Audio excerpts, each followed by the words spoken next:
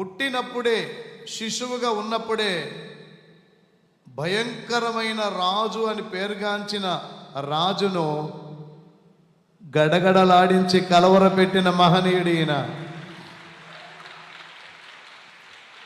ఒకటి పరలోకాన్ని విడిచిపెట్టి భూమి మీదకి రావడం ఆశ్చర్యకరుడైన యేసు అయితే ఆశ్చర్యమైతే, రెండవది పుట్టగానే రాజునే గడగడ వణికించాడు. హల్లెలూయా, హల్లెలూయా.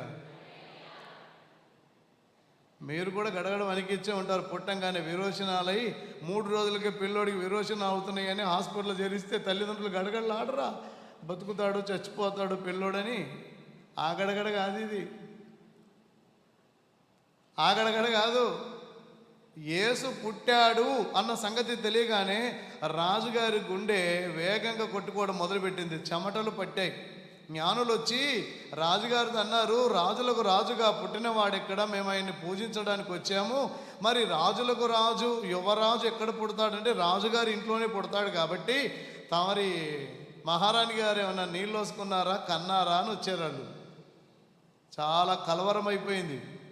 ఏమేమి రాజులకు రాజు పుట్టాడా? నేను రాజుగా ఉండగా రాజులకు రాజు పుట్టాడమా? అట్లయినా సరే కపటోపాయంతో నేను ఇప్పుడు వీరికి విషయం చెప్పకుండా ఎలా చెప్పాలో అలా చెప్తాను అని నక్కజిత్తుల హేరోదు అంటున్నాడు. మేము కూడా ఆ రాజుల రాజును చూసి ఆరాధించాలని ఆరాటపడుతున్నాం. మా ఇంట్లోనైతే పుట్టలేదు. అతను ఎక్కడ పుట్టాడో జ్ఞానులారా ఇక్కడి దాకా వచ్చారు కాబట్టి కనుక్కొని మాకు చెప్తే మేము కూడా వెళ్ళి అతన్ని ఆరాధించేదము అన్నారు. అలాగని వాళ్ళు వెళ్ళిపోయారు. వెళ్తుంటే దేవదూత అన్నాడు, వాడు పెద్ద నక్క, వాడు ఫాక్సాడు, యుక్తి కలిగి అన్నాడు, మీరు ఆయన దగ్గరికి వెళ్ళబాకండి, ఇదిగో నక్షత్రాన్ని వెంబడించి యేసును ఆరాధించి మీరు ఇంటికి వెళ్ళిపోండి అంటే వెళ్ళిపోయారు.